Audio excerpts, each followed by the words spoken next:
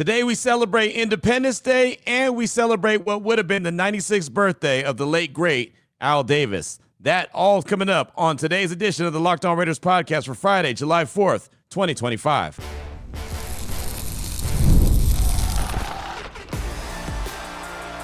You are Locked On Raiders, your daily Las Vegas Raiders podcast, part of the Locked On Podcast Network, your team every day.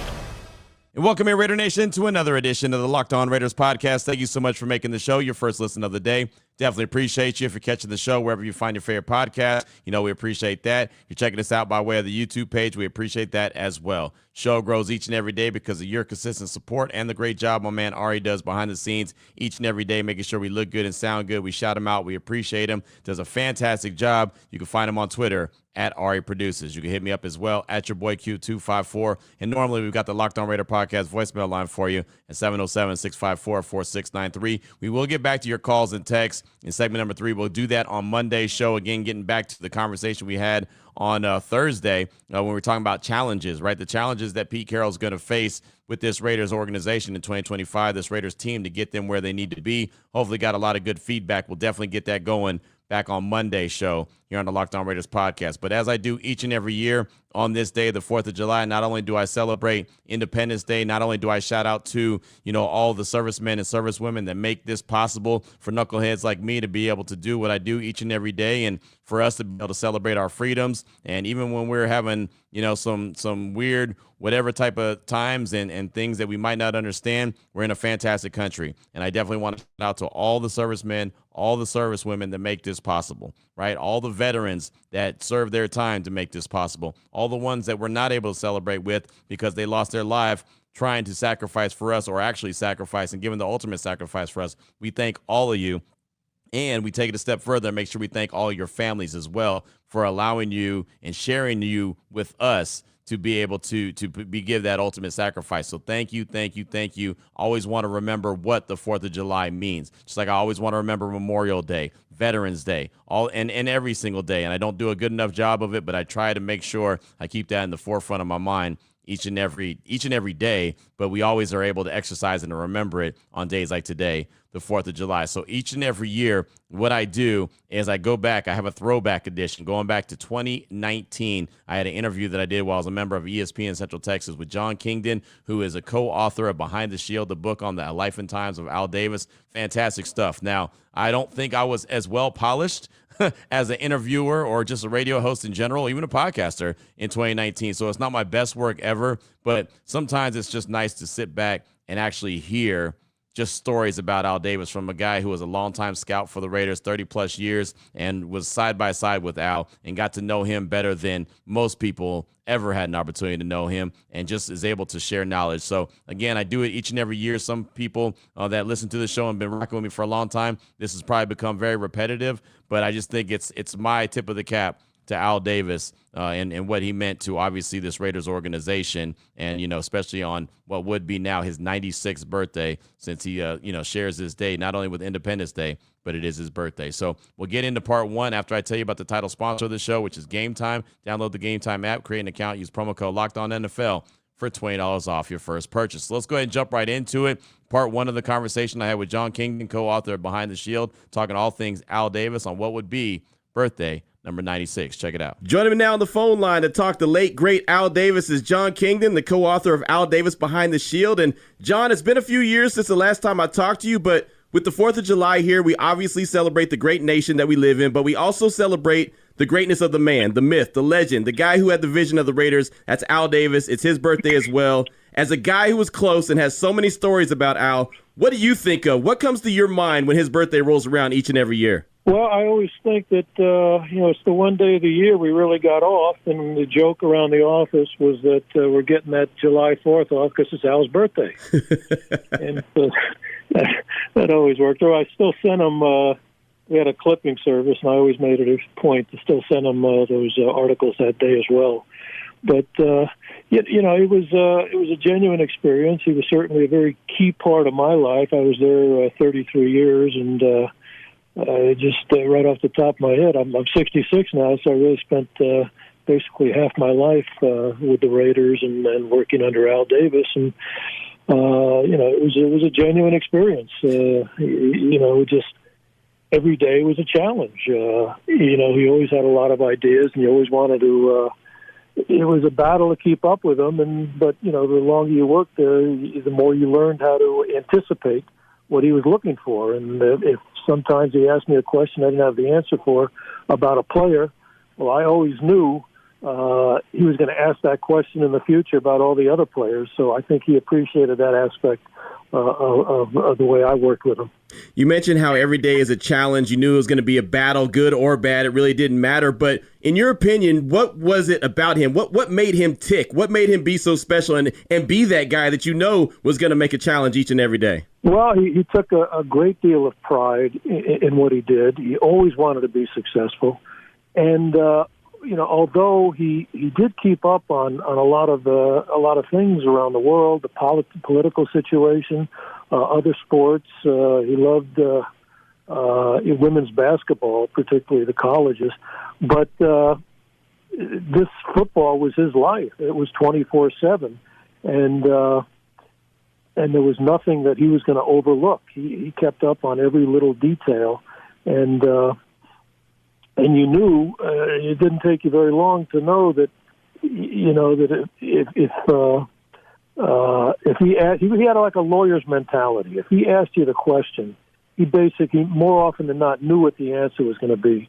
And when we had new coaches coming in, I would sit down with them, and that's the one thing I would tell him. I'd say, look, if he asks you a question, you don't know the answer. Don't make up something up, because again, he probably knows what the answer is, and he'll catch you on that. And if you don't know the answer, then, make sure that you'll know it the next time. But it's better to admit you don't know something than make something up and really get caught by him in that regard. So it's one of those scenarios, almost like when your parents used to say, they used to ask you a question, but they already knew the answer. My mom used to tell me that all the time. I don't ask questions to you that I don't already know the answer. It was the same thing with Al. Well, again, like your mother, I guess I always heard it was the lawyers were always told, don't ask a question unless you know what the answer is going to be. And again, that was kind of fun. It was it's kind of fun also to it was a challenge when you could kind of beat him sometimes, right. Convince him otherwise of what his opinion was going into an argument. And more often than not, he would say okay and hang up quickly and not let you kind of bask in that small victory. That's awesome. That is absolutely awesome. The Raiders, they just announced the 60th season, the commemorative logo celebrating 60 years of Raider football. And there's players that come and go from team to team, especially nowadays with free agency. But every time I hear a player talk about putting on that silver and black, putting on that helmet, putting on those colors, it was just different. What made it so much different putting on those colors than it did putting on someone else, some other team in the league? Well, I think we had an owner, again, that there was probably only one other owner, Paul Brown in Cincinnati, that had experience as a coach, in coaching experience besides being an owner. But I think Al was also really a people person. I mean, he loved the players, and the players realized that.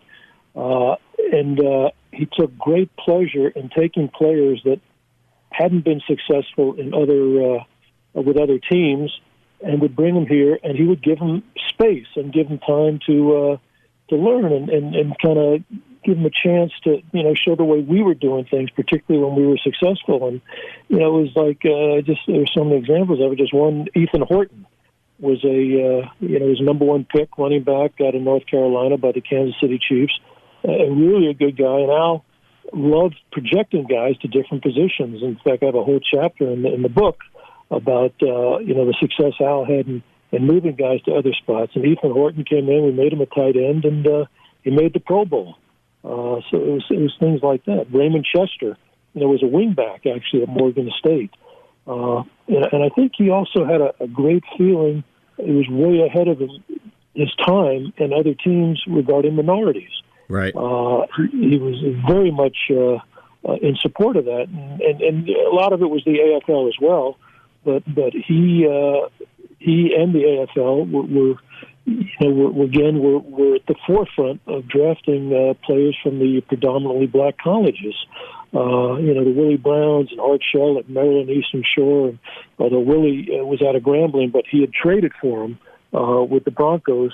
But we had great success players in that regard. Again, the Chiefs were another team that had great success in that regard. Willie Lanier and Buck Buchanan and Ernie Ladd, people like that. So I think the players appreciated how much he cared for them, number one, and then number two, they were always impressed at how much he knew. I would talk to players that we would bring in players, and then after they were finished with Al, I said, how'd it go? I said, he knew every play I played on the strong side, on the weak side, in this game 2 years ago, and they just walked out of those rooms feeling really impressed, and the idea, I'd like to play for this guy, and that pretty much kind of set the pattern, and I think it was such a strong, had such a great run from when he came in from '63, right up until after that last Super Bowl, that even though we had pretty much his last 10 years were not good, I think still his influence and his effect on the organization still carries with the commitment to excellence, silver and black, things like that. And I think it carried on not only for the players, but for the fans as well. I'll tell you right now, I know you can't see me, but I just got a smile on my face just listening to these stories. I mean, just listening about the man, it's really incredible. I love it. I'm talking right now to Jon Kingdon, the co-author of Al Davis Behind the Shield, and that's whose life we're celebrating right now. At his birthday is right here upon us, and the great Gil Brandt. And I know that Al had a really good relationship with the Cowboys, the ownership at the Cowboys, Jerry Jones, but the great Gil Brandt, he's going into the Hall of Fame this year. He always talks really highly about Al. One, how proud do you think Al would be to see his buddy Gil go into the Hall of Fame? And really, they kind of, or Gil learned a lot from Al, as far as I'm understanding as well. Is that true? I know they communicated a great deal, and I used to, at the Combine, Al used to always sit by the starting line. He always liked to see the way guys would start, and Gil would not oftentimes, but a lot, go down there and sit next to Al, and they'd be sharing ideas and such. And, Gil was nice enough to write the introduction to our book. And so I was certainly very pleased at Gil going in there as well. But, Al was the other guy that Al was very close with, ironically, was Jerry Jones. Right. And, it was a story where we were going to trade, we wanted to trade up in the second round to get Steve Wisniewski. And Al was talking with Jerry about it, what we're going to give back and forth. And the Cowboys' time on the clock was running out. And Al just said to Jerry, why don't you just take Steve and we'll work out the details. And he did, and then we ended up trading a second and a fourth for Wisniewski. And it worked out both ways because the Cowboys got Moose Johnston, right, who turned out to be a really good player. The fourth round player was a guy that didn't make it, but that's neither here nor there. But the one thing I always remembered off of that story after we completed the trade to get Steve, and Al said, Jerry is the only guy that I would have trusted to select Steve and then trade him to us after he drafted him. So that was just a really indication of how close they were. And as always, a lot of times, again, Al always talked about don't talk to anyone, keep everything under your hat, don't talk to people. And I think the one guy that Al did talk to was Jerry Jones. And just an example, when the year Rolando McClain came out, actually our best linebacker was Sean Lee out of Penn State. Okay. And, though, it was I think the 12th pick, and Sean had a major knee injury that year, so you really couldn't take him that high. And we said, let's trade down, get a few picks, and take him either late in the first or early in the second. And Al was kind of enamored with the workout numbers of McClain. And then who takes Sean Lee in the second round but Jerry Jones? So, we all kind of look at each other and say, I wonder how come Jerry liked him so much, even with that knee injury. So I think that was just another indication of how much Al enjoyed Jerry. Yeah, and I remember you telling a story about the time when Al was at that time Valley Ranch, and he was actually wearing cowboy gear because he was working out. Yeah, he wanted to. And my great regret, this was before cell phones. And, the Combine was actually held in Dallas that year. There were 3 different Combines. And I think there were 5 different teams there, the Cowboys, Seattle, the Cardinals, and Buffalo, and us. And Al liked working out. Actually, it was he liked running and such.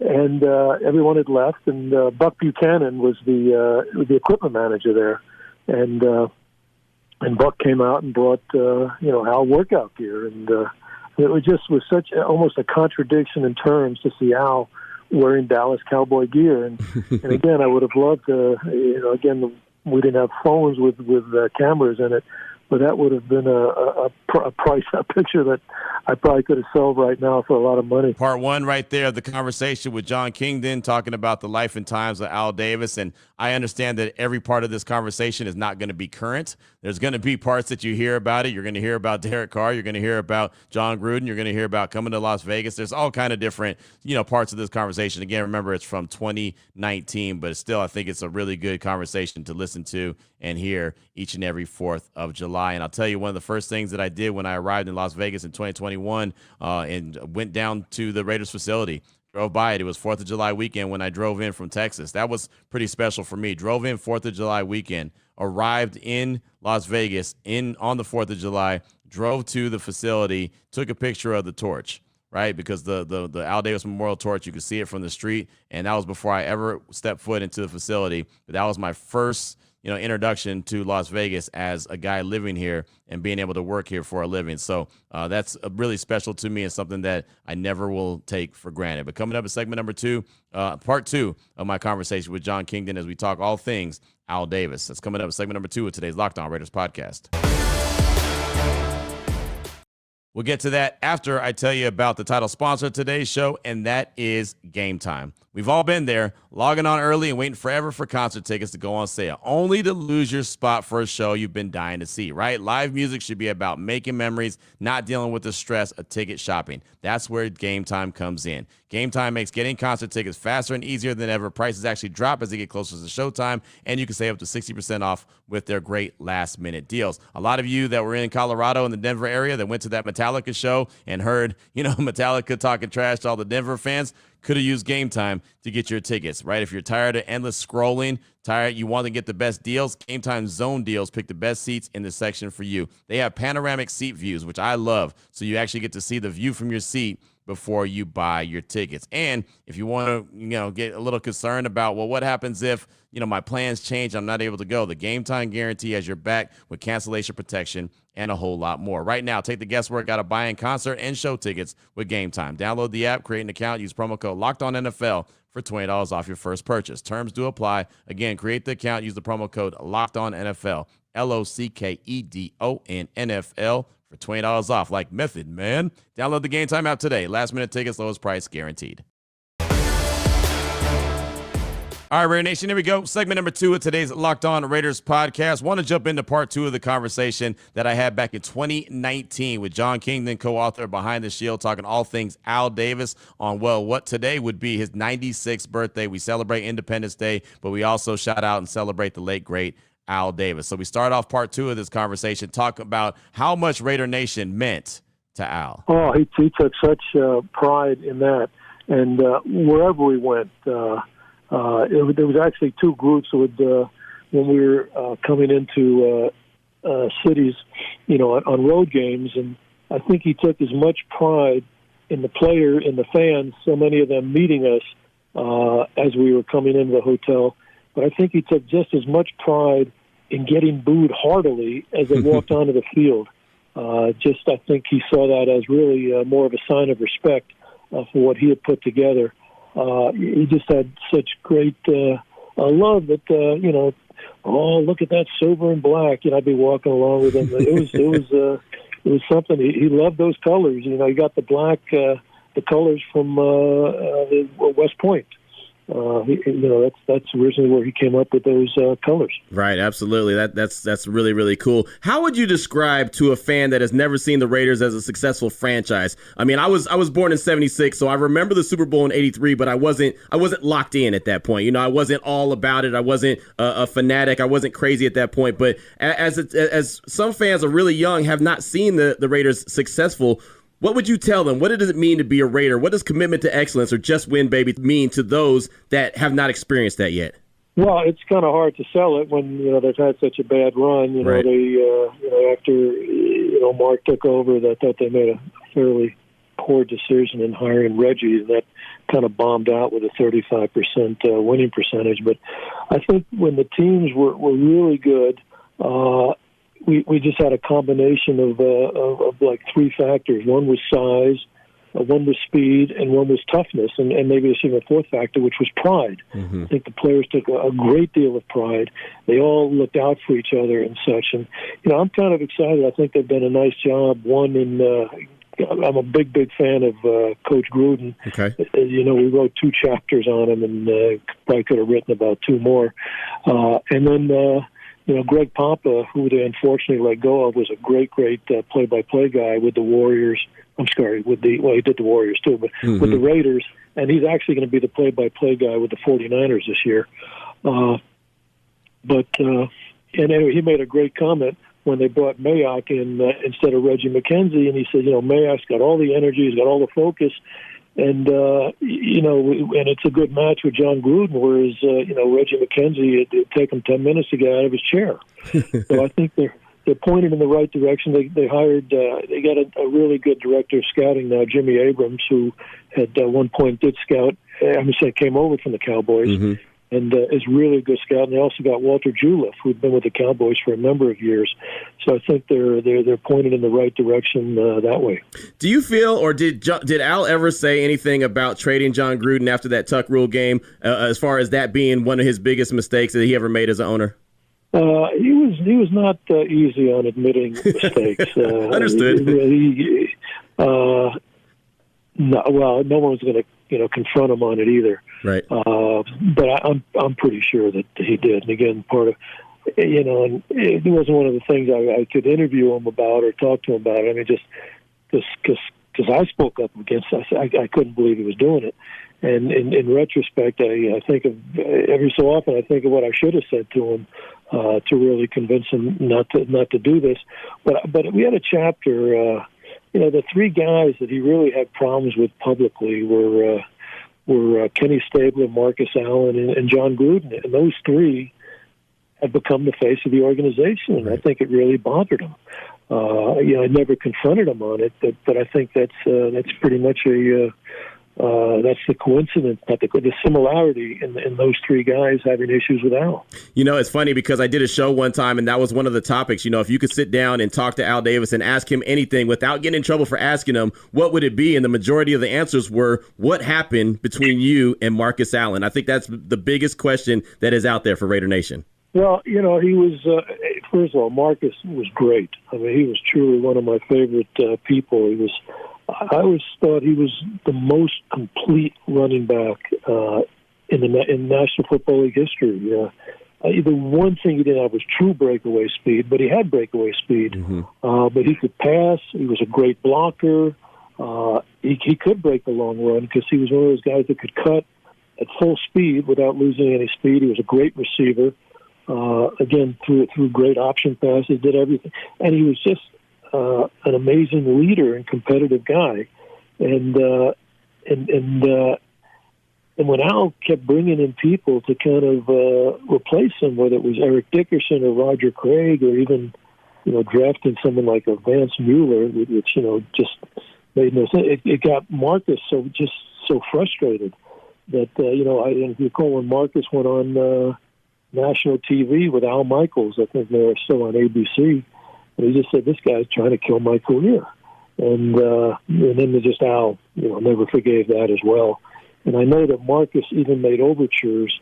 I believe the story was at the Hall of Fame when Marcus approached Al, and Al says, I'm not ready to forgive you yet, which I didn't. I thought I was very disappointed in that. So, there was really the one thing that kind of Al was looking sort of for an excuse to kind of replace Marcus or to blame Marcus. And, you probably won't remember, you really got to be into the Raiders. This was 1986. Okay. We started off the year, lost 4 games. I lost our first 3 games, rather. We won our next 5, and then we were lost the game, and then we won our next 3. So we're 8-4, and we're playing the Eagles at home. and it goes into overtime, and we're close enough in field goal range, and we just got to run a couple of plays, and Chris Barnes or Jeff Jager's going to kick the field goal.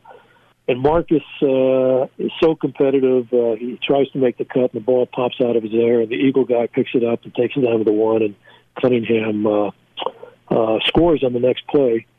And then we lose our next 3 games. We end up 8-8 and miss the playoffs. And I think Al, that always bothered him as well. That one thing about the fumble. So, I forgot about that in the book. I would have put that in there, but I thought that was that really always bothered him, and used that as an excuse to kind of look to replace Marcus. And it's just unfortunate because he was great and obviously well deserving of being in the Hall of Fame. Yeah, and then it's worse that he goes to the Kansas City Chiefs and ends up scoring a historic touchdown number 100 against the Raiders. I mean, that had to bother Al as well. I wouldn't doubt it. And I have to admit, I sort of had mixed feelings about it. It wasn't like you scored and that cost us the game. Right. It wasn't a particularly close game for them. So internally, I was kind of happy for Marcus. But this is probably the first time I've actually said that in public. I love Marcus. Yeah, I'm not mad at you. Breaking news here. It's all good. If Al Davis were alive today, in your opinion, would he be happy? Would he be thrilled that Jon Gruden was back as the head coach of the team right now? Yeah, I'd like to think so. We had and that was one of the things. We had a good run, with John Roush, and then to John Madden, and the Tom Flores. And then, we had a bad run of coaches there, from Shanahan was unfortunate. I think he would have been a good coach, but Al just didn't like all the changes he made.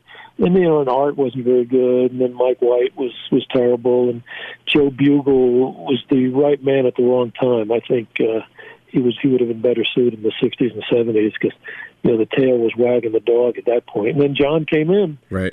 And I don't think Al really realized what he had with John. I think he saw someone that, that he could kind of, I wouldn't say manipulate, but, he would be sort of, would listen to everything that Al. And he didn't realize this guy was a younger version of Al that worked just as hard as Al ever worked and knew just as much as Al knew in this regard.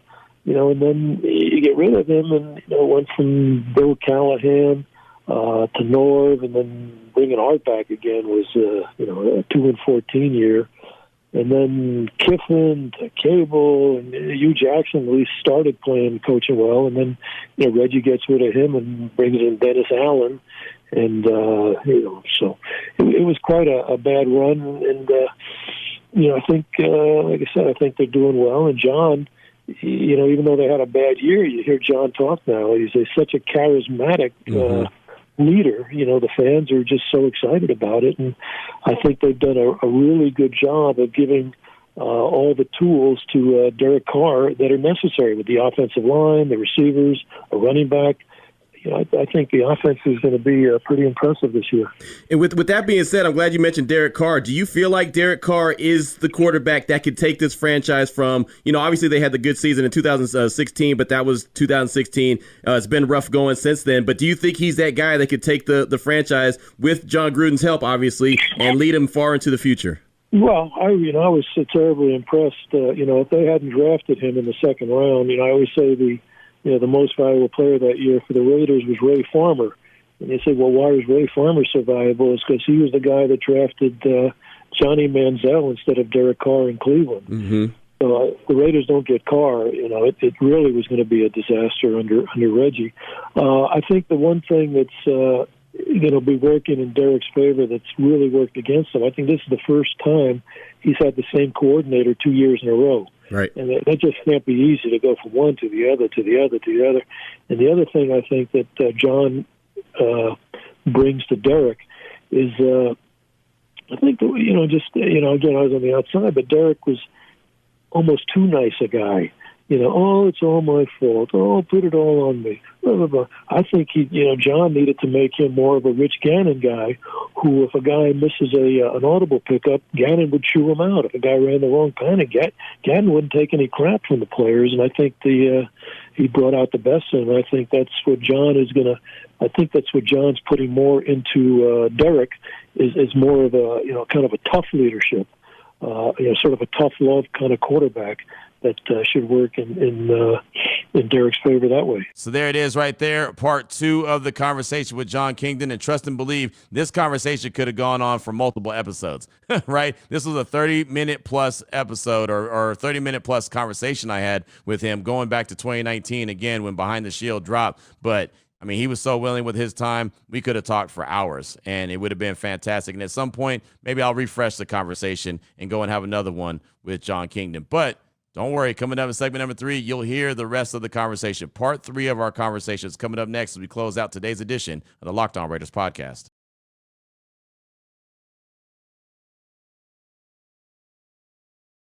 Here we go, Raider Nation. Segment number 3 of today's Locked On Raiders podcast. Trying to finish things off on this bad boy. Try to finish things off on this week as well. 4th of July. Hopefully everyone's enjoying their holiday time. Hopefully everyone who gets some time off to maybe hang out with some family and friends and, get a little barbecue going. Obviously be safe with the fireworks tonight. If you're having your own fireworks show or you're going to one, just be careful with whatever you do. But again, as I mentioned at the top of the show, just remember the reason why we have a day like today to be able to celebrate. So just want to go ahead and jump into part 3 of this conversation. Again, Jon Kingdon, co-author of Behind the Shield. He got to know Al Davis in a much different way than a lot of people that just kind of came into his acquaintance or saw him from a distance. So we start off with me asking about how did he see and how did he get to know the late, great Al Davis? I kind of got to see him on a more human side than most people would. I was going to say about going into a fat burger out here. I wrote about that in the book. It was, he really liked fast food, and I picked him up at the airport. I was going to drop him off at his place in Marina Del Rey, and says, I'd kind of like to get something to eat now. It'd be okay. Anything around here? I said, well, there's a place called Fat Burger down the road. Yeah, let's try that. I'd like to try that. So we walk in the store. The rest, it's a fast food place, big in L.A. And we walk in, and the guy says, gee, Mr. Davis, back so soon? Was that 3 times this week? And I kind of look at him, and for the only time in my life, he looked sheepish. He says, God, I love this place. Which is, why was he so embarrassed? But I think my favorite time, our scouting department was made up of, besides Bruce and myself, was made up of players, former players. Kent McClellan was a great scout, and Danny Connors, great player. Angie Koya was a guy that played for Al at the Citadel. And then when Al got booted out of there for recruiting violations, he followed Al to USC. And he was really a good scout. And then we had Mickey, who was certainly a better player than scout, but he loved when these guys we would come in December and meet and then go to the game. Those guys, I lived in the area, and all those guys would come in. We would meet for a week and go over the whole draft. And Al would come in, and he would just start telling stories about Kent McClellan. And, Kent thought he was going to be a safety here. And when he started walking out there, he said, hey, get over there to corner. And he would laugh, and Kent would laugh about it. And he'd talk about Angie Koya, how great a player he was. And then I remember Bruce Allen, who was working as an executive, came up and said, I wish the scouts were in here all the time, because Al is always the happiest when you guys are meeting, and those former players are in the room with him. So I think that was something he always, he never forgot the players. He loved those guys. He loved bringing them into to his annual, every 5 years he'd celebrate his birthday in Vegas. And when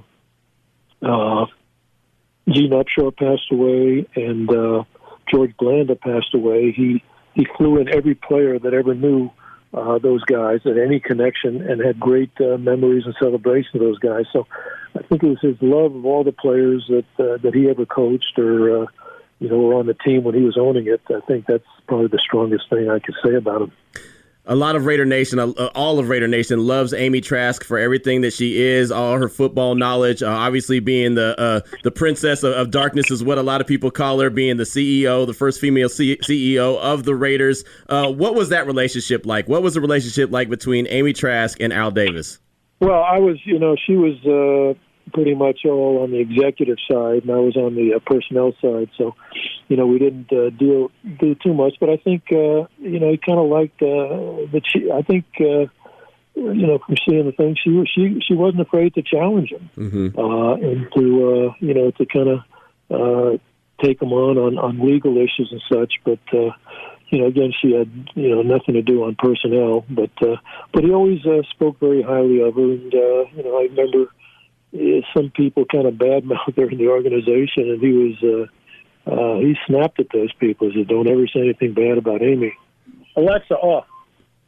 But so just this is just kind of an odd story of you at the time. Was I'm at training camp, and this was one of the few times I was really dealing with her. There was these our training camps were closed, and there were these two Chinese women that were there, and I just asked what they were doing, and they said, they were playing basketball. They're from China, and they're playing on the Sacramento women's team.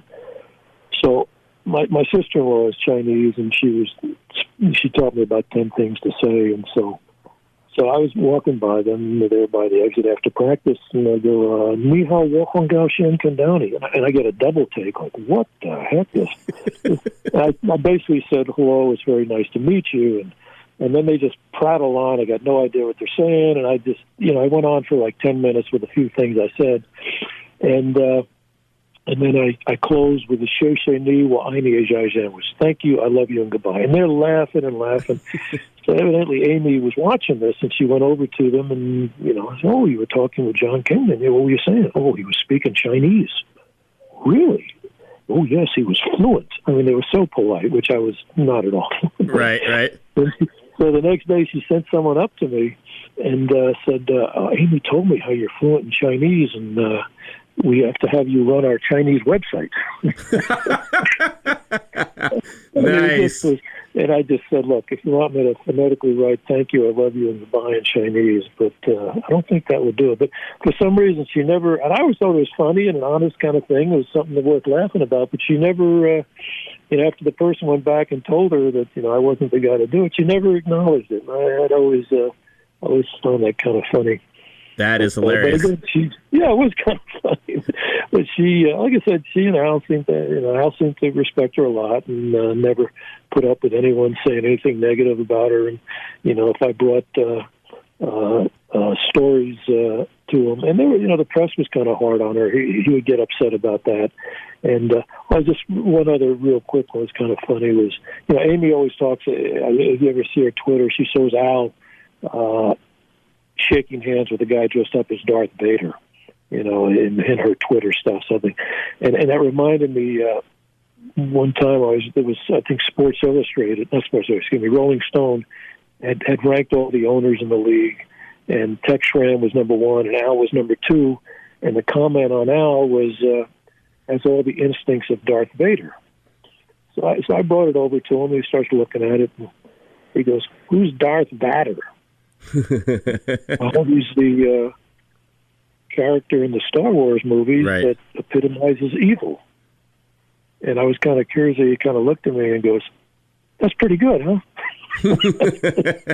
I said, "Okay." That's funny. So I forgot. I always got a kick out of that story, and I forgot to put that in the book. I thought that was pretty funny too. No, it really is. It really is. Final question for you: what is this final season in Oakland? What is that going to mean to you? Well, the fact that when I moved up here was Oakland, and we went down to L.A., and we came back here to Oakland. I think the league is kind of sticking it to the team a little bit. I don't think for a couple of reasons. When Mark kept saying, "Well, we're going to play with the 49ers," say, "No, we're going to play in San Francisco. No, maybe we'll play in Birmingham, or maybe we'll go to Fresno." I think the league really got upset about it, and I think they set it up last year for the team, to kind of make a final goodbye. With the last home game of the year last year was against Denver, and the crowd went crazy, and they beat the Broncos, and and this year, they got this crazy schedule. I don't know if you're aware of that. They got 2 games at home, and then they don't play at home for like 7 weeks. They got 2 road games, and they got a home game in London, and then they got I think 2 more road games, and they got the bye after the London game, and 2 more road games, and they come back here, and then the last game of the last home game of the year is against Jacksonville, which is, not a particularly historic matchup. So it's not like they've moved, but, Oakland should have been like the Steelers. It's a blue-collar town, and they gave them the stadium. And I really blame the people in Oakland, way back in 1980, that had the opportunity to give them a good stadium that was appropriate, for a professional team. And they just, for instance, Roselle said, you don't have to do it. They can't move. And, and Al proved them, that he was right. Right. I'm going to leave. And so I think, that to me, when I look back on that, I think that's really the sad part, because it should have been, we should have never left Oakland. We never had to leave Oakland, let me put it that way. And, the stadium, even when he came back, was just, kind of putting a ribbon on a pig kind of thing. It just wasn't good. Just throwing good money after bad. So I blame, I think back to those people in, 80, 81, when the team finally left in 82, even though, remember, I don't know, in 82, we actually practiced up here all year and flew down to every home game. Mm-hmm. That was Marcus's rookie year. We were actually 8-1 the whole season. It was a strike year. So that traveling back and forth never hurt. So there it is. There it was. That is my little tradition. Hopefully nobody's too, upset by what I like to do. And I think it's pretty cool. I've been doing it ever since, 2019, since I recorded the interview each and every year here on the Locked On Raiders podcast. So I know we have so many new listeners that come to the show each and every day, each and every year, each and every month. I don't take that for granted, but I just want to share that story because, again, it's one of those that's real special. It's near and dear to my hearts, and hopefully you appreciate that as well. I think I might reach out and get a couple more people and we'll put together a really good, Al Davis special for coming up on next year. How about that? So we'll celebrate his 97th birthday with maybe a Jon Kingdon, Amy Trask, others type. Maybe I can get Mike Taylor to be on a part of it as well. Hugh Jackson, not too sure. I'll work on some things, but hopefully you've enjoyed this. I enjoy, just being able to go back and listen to this interview. It's one of the many that I hold on to. I save most of my work that I do, and this is one that I definitely have at the top of the list. So hopefully you enjoyed it as well. Well, enjoy your day. Again, shout out to all our active and military servicemen and women. We appreciate you. Veterans, we appreciate you. And the ones that have lost their lives in the line of duty, helping us and defending our country. We have not forgot about you. We thank you as well, and we thank your family. So have a great, safe holiday, Independence Day. Have a great, safe weekend. We'll be back on Monday, and get that feedback in, man. 707-654-4693, talking about Pete Carroll challenges. What do you see for him in 2025? We'll deep dive into that some more coming up on Monday on the Locked On Raiders podcast. Until then, take care of yourself, take care of your family, love on your family, and Raider Nation, most importantly, as always, just win, baby.